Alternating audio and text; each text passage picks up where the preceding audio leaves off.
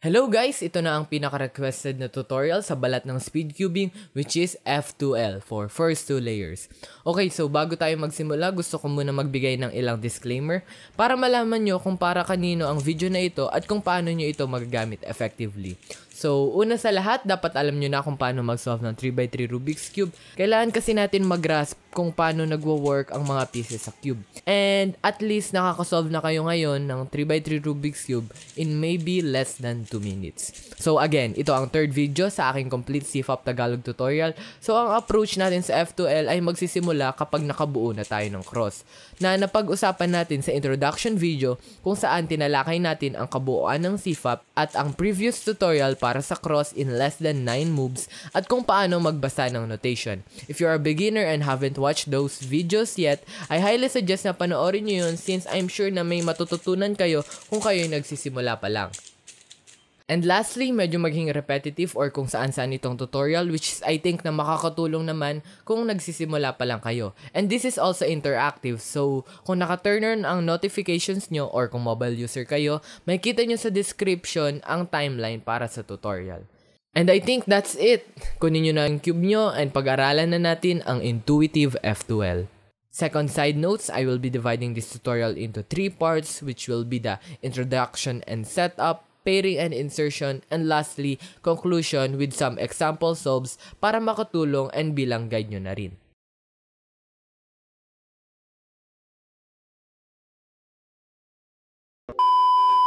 Okay guys, so mag-start na tayo. And medyo magiging mahaba tong tutorial na to so pinapaalalahanan ko na kayo ngayon pa lang. And kung nabibilisan kayo sa ibang mga cases na ituturo ko sa inyo, pwede nyo namang i-playback yung video sa mga cases na medyo nahihirapan kayong ma-absorb or matutunan. Okay guys, so ang F2L ay done after you finish your cross. Kung saan mapagsasabay nating i-insert yung corner and yung edge sa slot niya at the same time.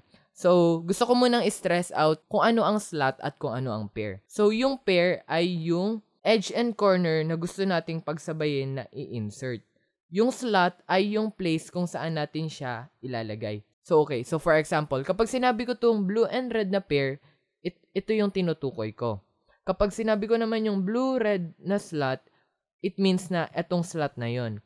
Kung saan natin ilalagay itong blue, red, and white na F2L pair. So, ito yung slot niya. So, sa F2L, mapagsasabay natin i-insert tong pareho na to, which will dramatically decrease your time. Don't worry, tatalakayin natin yung lahat na possible na ma-encounter na cases. So, again, this is the F2L tutorial, so hindi ko pag-uusapan yung cross.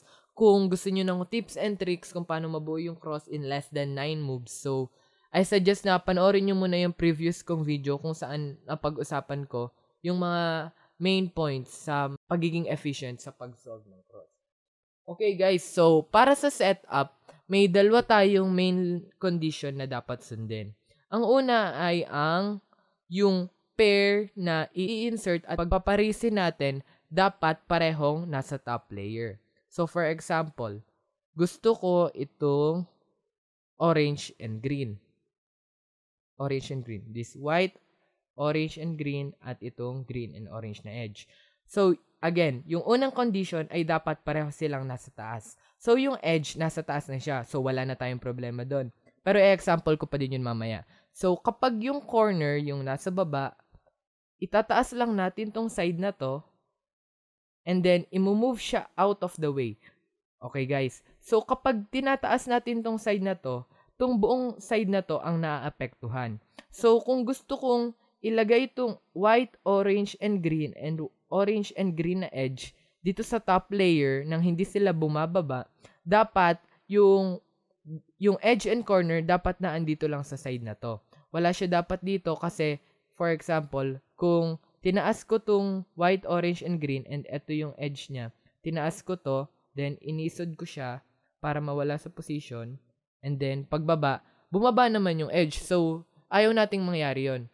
So, dapat, andito lang sa side na to yung corner and yung edge. So, paano natin yung gagawin? Una, dapat nasa gilid din yung edge, so bawal siya dito. And then, itataas lang natin tong white, orange, and green. So, tataas natin siya. And then, Oh, again, bawal dito. So, i-move natin siya out of the way para andito na yung corner and yung edge. So, pwede na natin ulit ayusin yung cross. So, ayun na siya. So, paano naman kapag edge yung kailangan? Same process din, bawal, kaso this time, bawal naman yung corner in any of these two places. So, kung gusto nating ilagay sa taas yung parehong piece, which is the corner and yung edge, itataas lang natin yung edge and make sure na andito yung dalawang piece. So, isod natin to. And then, ayusin ulit yung cross. Okay guys, so nasatisfy na natin yung first condition. So, ang second condition would be, dapat magkahiwalay yung corner and edge na i-insert natin. So, sa case na to, tong white, orange, and orange and green edge, okay na siya. Magkahiwalay na siya. Pwede na kayong pumunta sa next step. Pero, for example, makakuha kayo ng case na ganito. So, kung ganito yung nagawa nyong case, for example, ganito yung ginagawa nyo. And then, pagtaas nyo yung corner and yung edge, magkatabi sila. Hindi natin nasasatisfy yung pangalawang condition. So, mali yun. Ang gagawin natin ngayon ay, pag nasa taas na sila pareho, paghihiwalayin naman natin sila. So, paano natin yun gagawin? So, first, pwede nating itago yung corner and iwanan yung edge sa taas para mapaghiwalay sila. So, ano yung tinutukoy ko? So, for example, tong white, green, and orange, pwede ko nang ibabatong corner. And again, yung edge ay bawal ko ilagay dito sa side na to. Kasi kapag dito ko nilagay and tinaas ko ulit yung corner, pupunta ulit sa baba yung edge. So, hindi yun yung kailangan natin. So, andito yung original position ng edge. So, kung itatago ko tong corner, which para mapaghiwalay sila, pwede ko nang igalaw tong edge kahit saan. So, alam na natin na ang original position ng edge ay dito. And bawal natin siyang ilagay dito. So, pwede natin ilagay tong edge in any of these two places para mapaghiwalay sila. So, again, itatago natin tong white, green, and orange na corner. And then, iisod natin in any of these two places yung edge. So, for example, dito. Then, tataas natin. Then, boom! Magkahiwalay na sila. So, this will become pretty easy kapag hindi pa solve yung F2L nyo. Pero, paano kapag ganito na? So, solve na yung rest ng F2L natin. Ito na lang na blue and orange na pair yung kailangan nating isolve. And, ito yung slot niya. So, pwede nating i-apply yung same principle kanina kung saan itatago natin yung corner. And then, i-isod natin yung edge in any of these two position. Pero, this time, kailangan na natin alalahanin kung ano yung maaapektuhan. So, paano yun? For example, tong white, orange, and blue, kapag binaba ko to and inisod ko tong edge, may nasisira akong F2L pair sa likod. Tingnan nyo. So, ayun. Tumataas yung blue and red. So, para maiwasan natin yun, make sure na kapag binaba nyo yung corner, yung maaapektuhang slot sa likod ay garbage. Meaning na isa siyang empty slot or walang lamang F2L pair. So, again, kapag binaba natin tong white, orange, and blue, yung likod yung naaapektuhan. So, iisod natin siya sa gilid and then, nasa likod na natin yung empty slot, this one. So, pwede na nating ibaba tong corner and then, you can see, walang naaapektuhan na F2L slot, whatever. So, pwede na nating igalaw tong top layer. So, again, paghiwalayin natin sila and then, tataas. Let's try sa mirror. So, nakikita nyo na kung paano siya gawin sa kanan. Same principle lang kapag sa kaliwa. And, isang maliit na note, kung ganito na yung case nyo, ito yung kailangan natin gawin. So, skip all the parts and go through the insertion. Kapag ganito na yung piece. Madali lang siyang i-insert na ganun. Okay, so paano siya kapag nasa left side? Again, ganun pa din. I-apply pa rin natin yung same principle. This time, sa kaliwa naman yung i-move natin. So, kanina diba, na katabi niya yung edge sa kaliwa nung corner. Ngayon, nasa kanan na nung corner. So, pwede nating itago, yung corner na itatago natin ay nasa left side na. So, sa left na yung ibababa natin. So, again, kailangan garbage slot para walang maapektuhan. And then, baba. Then, free to move na tong upper layer. So, iisod ko na lang dito. then taas. So, ayun. Magkahiwalay na yung white, orange, and blue na corner sa blue and orange na edge. Okay guys, so yun lang yung para sa introduction and setup. Let's move on para sa pairing and insertion. Okay guys, so para sa pairing and insertion, kung tapos na kayo dun sa first part kung saan isa-set up natin yung piece na nasa taas pareho and dapat magkahiwalay, meron tayong tatlong possible cases na may encounter. So, ang unang case ay, okay, so tingnan muna natin tong white, green and orange at green and orange na edge. So, may tatlo tayong case na pwedeng ma-encounter. Una ay yung, titingnan natin yung top color. Ang unang case ay ang magkaiba na kulay. So, yung pangalawang case, which will be this one. So, yung case number 2 ay kapag magkapareho na ng kulay. And then, yung last case ay yung kapag nasa taas na yung white and then any color yung edge. So, yun lang yung tatlong case na pwede nating ma-encounter. And ituturo ko sa inyo kung paano isolve ang each and individual cases kasi kasama na ang mirror and end case nito. So, don't you worry with that. Okay? So, let's start with the case 1. Okay guys, so ang case number 1 ay kapag meron tayong magkaibang kulay sa taas nung dalawang F2L pair. Sa case na to, orange and green. It can be orange and blue, red and blue, basta magkaiba sila ng kulay. So, ang pair natin dito ay yung orange and green. So, let's put on my sleeve para malaman nyo kung ano yung pinag-uusapan ko. And this tutorial is highly inspired from Sergsby. So, ililink ko yung channel niya down the description. Doon ko nakuha yung mga main points na dapat pag-usapan sa tutorial with the combination of my experience of teaching other people kung paano ang F2L. Pwede nyo makita yung link sa profile niya in the description down below. Okay, so, let's put on my sleeve again. We have this white, orange, and green, and this orange and green na edge. Okay guys, so let's start. Gusto ko muna i-address kung paano nyo ini-insert tong white, orange, and green na corner. So, may dalawang way ng pag-i-insert. Ang una ay yung beginner na insert. Huwag muna natin pakialaman tong green and orange. Huwag nyo muna siya alalahanin. Ang una ay yung beginner insert kung saan iilag natin tong corner, then itataas natin kung saan siya dapat pumunta, then iisod natin, then ibabalik. Mainly, yun yung tinuro sa beginner's method, pero pwede din nating i-insert ng paganito yung white, orange, and green na corner. Pwede nating iisod to kapag nakatapat na dun sa mismong position niya and nasa side yung white color, pwede natin iisod siya, then i-move, then down. So, pwede din natin yun gawin. Gusto ko i-emphasize kung anong edge yung nasasama kapag nag-i-insert tayo ng ganun. So, kapag nag-insert tayo nung kagaya sa beginner's method, yung katabing edge lang niya ang nasasama. So, pretty straightforward yung white, orange, and blue. Pero kapag ini-insert natin siya ng paganito, ang nasasamang edge ay yung nasa opposite niya, which means na itong yellow and orange na edge. So, example number 2 kung paano mag-insert. So, paganito. As you can see, sumasama yung orange and yellow. As you can see, sumasama yung yellow and orange na edge. So, ini-stress out ko to sa inyo kasi para maintindihan nyo tong first case, dapat nasa opposite na places yung corner and yung edge para sabay nating ma-insert. So, paano natin malalaman kung nasa opposite na place siya? So, ang pinakapalatandaan natin ay dapat yung edge na kasama ng corner ay hindi dapat nasa opposite ng white. So, let's put my sleeve. Okay. So, hindi siya dapat nasa opposite ng white. So, ito yung corner, ito yung white sa white, green, and orange na corner, and ito yung edge. So, hindi siya dapat nasa opposite ng white. Dapat na andun lang siya sa opposite ng mismong corner. So, bawal siya dito, dapat andito siya. So, paano natin siya ilalagay sa tamang place? So, same din kung paano natin pinaghihiwalay yung magkatabing piece. Pwede nating ibaba yung corner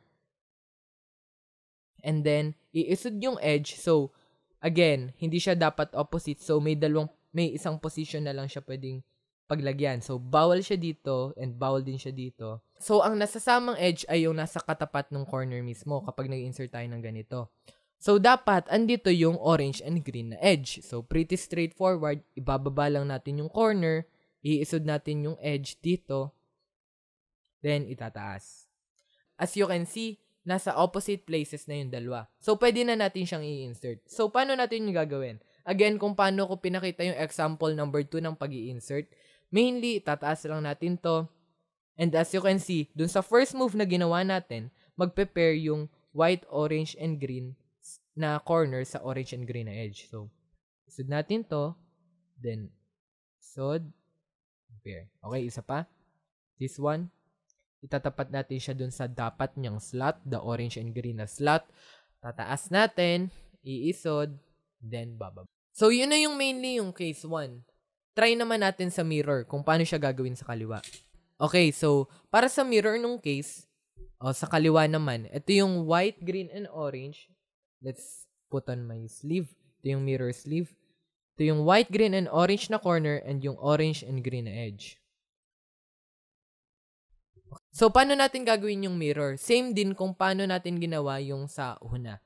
So, ibababa natin yung corner. Again, yung palatandaan natin ay hindi dapat siya nasa opposite nung white ng corner piece. So, malito kasi magkatapat sila. Dapat yung edge ay andito. Dito. So, pwede nating ibaba yung corner and then iisod yung edge and then itaas ulit at i-fix yung cross. Again, every time na magbababa tayo ng corner sa first layer natin, nasisira natin yung cross. Ibabalik ulit natin yung first move natin para maayos yung cross and para maibalik yung corner sa taas. So again, kagaya din ng first case, this time sa kaliwa naman, tataas natin yung corner para mag-pair dun sa edge, then isod, then insert. Gets nyo ba? Okay, so para sa end case. Okay guys, so para sa end case, same din kung paano tayo maghiwalay ng pieces at solve na yung rest natin ng F2L and ang empty na lang ay yung isang slot. Okay, so ang titingnan natin ngayon ay itong white, green, and red na corner and yung kapartner niyang edge. So, solve na yung rest ng F2L. Ito na lang yung sa kanya and ito yung slot niya.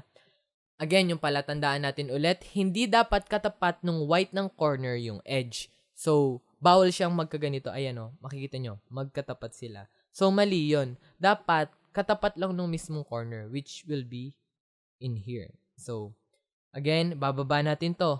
Pero oops, soft na yung the rest ng F2L natin. Dapat wala tayong maapektuhan. So, bababa natin to. Then, iisod natin yung edge sa tamang place niya.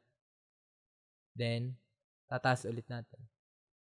Then, pwede na natin ilagay yung corner sa pagitan nung pupuntahan niyang slot, which is the green and red. Then, insert kagaya nung kanina. Again, white, green, and red. Done. So, yun lang yung case number 1 ng F2L. Okay guys, so let's move on para sa case number 2. So, ang case number 2 natin ay ang same colors. So, kanina, magkaibang kulay yung corner and yung edge. Ganito siya. For example, itong red and green. But this time, tingnan muna natin to. But this time, with this white, green, and red corner and this green and red na edge, parehong kulay yung nasa taas nila. So, yun yung identification ng case number 2. So, sa case number 1, ang goal natin ay maitapat yung edge dun sa corner. So, pag ganito yung insert na ginagawa natin. Sa case 2 naman, kapag parehong color na yung nasa taas, ang goal natin ay pagtabihin sila mismo. So, ito yung final position na gusto nating i-achieve. Then, i-insert lang natin siya ng pagganon. Okay guys, so let's take a look at this white, green, and red na pair. These two. So, what's great with case 2 guys ay wala tayong kailangan i-satisfy na condition kung nasan yung edge. So, sa case number 1, kailangan natin na nasa katapat yung edge. Pero sa case number 2, pwede nating ilagay yung edge kahit saan dito sa dalawang position na to. Just as long na magkahiwalay sila and there's the same colors on top. So, paano natin sila pagtatabihin? So, kapag nasa taas na yung edge and yung corner, same lang din yung gagawin natin sa pag-ihiwalay ng piece. Ibababa lang natin yung corner. Ilalagay yung edge kung saan siya dapat pumunta. Okay. So, ito yung original position niya. Dito dapat pumunta yung edge. So, ibababa natin yung corner and then this will be the green and red edge. Lalagay lang natin dito, then tataas. Okay guys, so napaka-straightforward, no? So ganun lang yung gagawin natin para sa case number 2. Meron lang akong maliit na caveat kung paano natin ibababa yung corner. Kasi isa ito sa mga kadalasang pagkakamali nung pagbaba ng corner. Okay, so sa case number 1, pwede nating ibaba yung corner sa kahit anong way. Pwedeng paganyan or paganito. So sa case number 2, kung gusto natin pagtabihin yung edge and yung corner, dapat ibababa natin yung corner kung nasaan, nasa side lang yung white. Which means na paganito. Tingnan mo to Nasa side lang yung white niya. Bawal natin siyang ibaba kung saan pababa din yung white color dun sa corner. So, bawal siya na paganito. Kasi, hindi natin maitatabi yung edge dun sa dapat niyang posisyon. So, dapat, nasa side lang yung white kapag ibababa mo yung corner. So, let's see. Ibababa ko lang to. Then, iisod tong green and red dito. Then, tataas. So, you can see, magkatabi na sila. And, i-insert lang natin kung paano sa beginner's method. So, iisod natin tong pair. And then, itataas yung dapat niyang slot. Then, iisod. Then, ibababa. Cool! Okay, so, end case. So, sa end case, tingnan muna natin tong blue and red na corner and edge. So, these two. Okay, so sa end case, kapag solve na yung rest ng F2L natin, same pa din yung gagawin natin. Kung saan, ibababa natin yung corner and itataas kapag nasa tabi na yung edge. I'm doing this case now na nasa left yung corner kasi kanina nasa kanan. Yun yung kung saan kanan yung ibababa natin. Ngayon sa kaliwa naman para mas maintindihan natin kung ano yung gagawin kapag nasa kaliwa. Which is exactly the same thing. Pero mirrored lang. Sa left lang natin siya gagawin. So again, kagaya din ng mga naunang case, ibababa lang natin yung corner in which na wala tayong maapektuhan sa likod. So for example, kapag binaba ko tong white and blue and red na corner, maapektuhan natin tong blue and orange kapag minove natin tong blue and red dito. Diba? So, nawala tong orange and blue. So, ayaw natin yung mangyari. Dapat, wala tayong maapektuhan na slot. Again, the garbage slot. Yung walang laman na slot. So, ilalagay natin siya sa likod. Then, babad ulit yung corner. Isod yung blue and red. Then, taas. Ulit. Bababad lang natin yung corner. Then itatabi yung blue and red na edge. Then, itataas ulit yung corner. Then, insert. Ilalagay natin sa slot niya. Then, here. Then, boom! Yun na yung case number 2. Straightforward, right? Let's go to case number 3. So, ang case number 3 would be when white is on top. So, tingnan muna natin tong red and blue. So, ito yung pinag-uusapan natin. Tong white, red, and blue na corner with this blue and red na edge. So, ang maganda sa case number 3, kagaya nung case number 2, ay pwedeng pumunta tong edge kahit saan dito. Wala talaga tayong sinusunod na condition, di kagaya nung case number 1, kung saan katapat dapat nung edge yung corner. Madali lang i-solve yung case number 3. Una nating titingnan kung nasan yung edge and kung ano yung color na nasa harap natin. So, sa case na to, we have the blue and red na edge and yung color na nakaharap sa atin ay yung red. So, itatapat lang natin tong edge dun sa katapat niyang center. So, this would be here. So, katapat na yung red dun sa red na center. Then, titingnan naman natin kung ano yung kulay sa taas. So, ngayon, we have here blue. So, ito yung blue na side.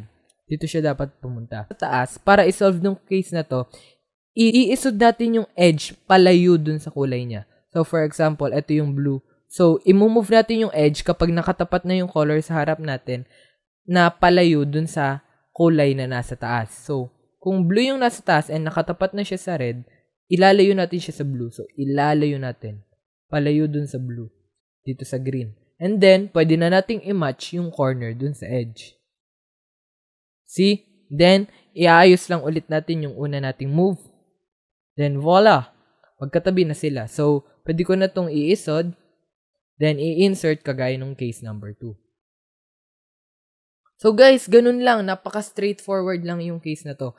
So, what's great with this case, guys, is pwede natin tong gawin kahit saan. So, kahit solve na yung rest ng F2L natin, Okay guys, so kahit solve na yung rest ng F2L natin, as you can see, titingnan naman natin tong orange and green. Now, mirror naman yung ginagawa natin. Solve na yung rest ng F2L and ito yung slot niya. Titingnan natin yung color niya nakaharap sa atin, which would be green. Then, itatapat natin siya dun sa color niya. Then, titingnan natin yung color sa taas. Then, ilalayo natin siya dun, which is orange. So, ilalayo, papunta dito. Hindi siya pa ganun, palayo. Then, itatabi na natin yung corner dun sa edge. Here, dito sa edge. Isod, taas. Good. Then, insert lang, kagaya ng case number 2. Let's just do another example. Okay guys, so ngayon, tingnan naman natin tong orange and blue na edge with this corner. So, itatapat natin yung edge dun sa tama niyang center. Here. Then, i-move yung edge, depende sa color na nasa taas niya, away. So, this will be orange. So, palayo sa orange. Isod natin ito. Then, i-prepare na natin yung corner dun sa edge. So, i-move natin to hanggang mag-match sila. Then, iaayos natin yung una nating move, which is yung palayong move. Then, babalik natin yung unang move. Then, insert. So, yun lamang guys, yung 3 cases na pwede nating ma-encounter kapag 1, kung na-setup na natin sila and pareho silang nasa taas. And 2, magkahiwalay sila both in the top layer. So, yun lang yung 3 case. As long as na mag-grasp nyo kung paano nagwo-work tong mga case na to, you won't have any difficulties learning F2L. Again, ito yung pinaka-basic na way na sa tingin ko para matutunan nyo yung F2L. As time goes by, mas matututo pa kayo ng mga advanced tricks. Pero sa ngayon, ito muna yung itry nyo i-absorb para mas magkaroon kayo ng comprehension kung paano nagwo-work yung mga pieces sa cube. And now, let's move on sa aking mga example kung saan ipapakita ko sa inyo ang practical application ng F2L sa isang tunay na walkthrough solve para ma-gets or mas maintindihan nyo pa kung paano natin to gagamitin. Okay, so let's start. Let me scramble this cube. Okay guys, so nagulo ko na siya. This will be my first example. So right off the bat, nakita ko tong white, orange, and green na corner and yung orange and green na edge. So nasatisfy na natin yung first condition, which would be nasa taas sila pareho. Pero magkadikit pa sila. So paghiwalayin pa natin. So ibababa natin yung corner. Isod natin yung edge. Any in these two. And move. Then yun, magkahiwalay na sila. And now we have encountered case number 3. So, kung naalala nyo pa, itatapat lang yung color sa tapat. Itatapat lang yung color na nakaharap sa atin, which will be orange. And then, ibababa lang yung edge. Kung depende sa color sa taas, this time green. So, palayo sa green, which would be blue. So, bababa natin. Then, imamatch yung corner. Then, insert. So, next kong nakita ay itong orange and blue. Now, we have case number 2 kung saan pareho yung kulay nila. Okay, so, again, yung small side note ko sa case number 2, kapag gusto nating pagtabihin yung dalawang piece with the same color on top, yung pagbaba ng corner ay hindi dapat nasa baba yung white. So mali yung ganitong pababa. Dapat nasa side lang yung white. So, ibababa ko tong white, orange, and blue na corner. And then, dito dapat pumunta yung orange and blue na edge. So, ilalagay ko lang siya dito. Then, aayos ko ulit yung white, orange, and blue na corner. Then, insert. Dun sa tama niyang slot. So, ang next ko na, eto pala, tong white, green, and red. Okay guys, so, meron na tayong dalawang solve na F2L pair. So, kailangan isipin natin yun para hindi natin sila magulo. So, we have this white, green, and red. Again, case number 3, pero magka-tabi pa sila. So, paghiwalayin muna natin sila. So, ibababa ko tong corner, isod ko tong edge, then, itataas. Case number 3, itatapat yung color sa harap, iisod palayo dun sa color na nasa taas. Red palayo, orange. So, isod. Then, match tong corner dito sa edge. Match na sila. Then, insert. Then, the last case. And here we have, ito yung corner and ito yung edge. So, itataas lang natin yung edge. Here, we have blue and red. So, itataas natin to. Then, i-move. Then, ibababa. Then, ayun. Pareho na silang nasa top layer. And case number 1, where different colors is on top. And ngayon, sinuwerte tayo na nasa tapat na kaagad yung edge sa corner. So, pwede nating i-insert kaagad. 'Di ba? Bawal kasi na nasa tapat ng white yung edge. So, mali yun. Dapat nasa tapat lang nung mismong corner. Which is good. Ito yung case na hinahanap natin ngayon. So, diretsong insert na tayo. Yay! Nakapag F2L. So, ulitin natin. Let's do one more example. Okay, guys. So, example number 2. Okay, una ko nakita tong white, blue, and red na edge. So, I'll start with that. So, itataas ko tong corner, and then dapat naandito lang sa any of these two slices, yung blue and red na pair na isosolve natin. So, iisod natin para wala sila dito. Then, ibababa lang. Then, here, paghiwalayin natin sila. Baba. Then, isod yung red and blue. Then, case number 1, different colors on top. Tatapat natin yung white, blue, and red dun sa tama niyang slot. And then, ayun, magkatapat na sila. Then, insert na lang tayo. Next would be, so, ito ulit, white, orange, and blue. So, paghihiwalayin natin sila. Bababa ko tong corner. Then, paghiwalayin, lalagay ko dito yung edge para maghiwalay sila. And this time, ayun, katapat na nung edge yung white. So, mali yun. Dapat andito yung edge. So, aayusin natin to. So, ibababa ko to. Pero, oops, baka magalaw ko tong blue and red. So, mali yun. Dapat merong empty slot sa likod. So, dito dapat pumunta yung edge. So, ibababa ko tong corner. Ngayon, free to move ko na tong upper layer. Pwede ko nang iisod to. Then, itataas. Then, ito na yung edge and ito na yung corner. Then, insert. Okay, so ang next na ko nakita ay itong green and red, which would be case number 2. So, para isolve to, again, itatago lang natin yung corner, hindi dapat pababa, and dapat walang maaapektuhan. This will be an empty slot. Bababa lang natin yung corner, then iisod yung edge sa tabi niya. Ito yung original position ng corner. Tandaan nyo, ito yung white, green, and red. So, dito dapat yung edge. So, baba, isod, then move. Then, insert. Okay. So, yung last F2L natin ay ito. So, pareho silang nasa baba and nasa slot na sila. Nakatwist lang yung corner. So, same principle pa din. Tataas. But now, magkadikit sila. So, paghiwalay natin. So, again, bababa lang natin yung corner. Isod natin yung edge. Then, itataas. And now, this time, pwede na natin siyang isolve. Case number 1, different colors on top.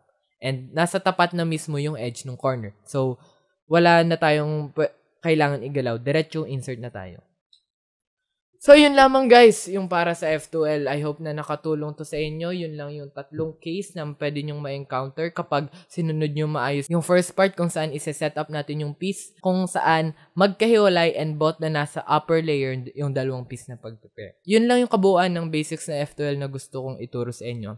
Ngayon gusto kong i-express kung gaano ka-steep yung learning process sa pag-learn ng F2L. So, yung pagkatuto ng F2L, so sa video ito, makikita nyo, napaka-straightforward niya. Siguro madali siyang i-absorb para sa inyo. Pero sa practical application, para sa mismong mga solves, medyo mahihirapan kayo ibaba yung mga mismong times nyo dun sa times nyo ngayon kapag nagsisimula pa lang kayo mag-F2L. So, I remember guys, nung nagsisimula pa lang ang F2L, gamit tong cube na to. So, nakikita nyo naman, hindi ako masyadong addict mag-Rubik's Cube. So, nung nagsisimula ako mag-F2L gamit tong cube na to, nung nagbe-beginner's method pa ako, I was like averaging like 50 seconds pa ata nun. Then, nung nagsimula ako mag-F2L, my times would be 3 minutes, 2 minutes. So, yun. Sa simula, babagal talaga yung times nyo. Pero as long na natututo kayo or mas unti-unti nyong na-absorb kung paano yung application ng F2L, lalong bababa yung times nyo. And within mga 1 week or so, depende kung gaano kayo kabilis matuto, babalik yung mga original times nyo sa beginner's method and simula doon kayo makakita ng dramatic improvement. So, ang F2L ay hindi isang magical way para biglang mapababa yung times nyo and para mapawaw yung friends nyo. F2L is just a way para mas mabilis nating masolve yung first 2 layers. So, yeah. Yun lang para sa F2L video. I hope na nakatulong to sa inyo. Keep liking, subscribing, and watching my videos, guys. napakalaking tulong yun sa akin. And comment down below kung natuto ba kayo dito, kung saang case kayo masyadong nahirapan. So guys, maraming salamat sa panonood ng video. Ito yung para sa F2L tutorial. So yung next video natin ay about for loop last layer, kung saan mapapadali natin mag-solve yung last layer with just the usage of algorithm. Again, yun lang guys para sa video ng ito. It would really help kung bibigyan nyo ako ng feedback sa comments. And yun lang guys. See you sa next video and peace. Bye.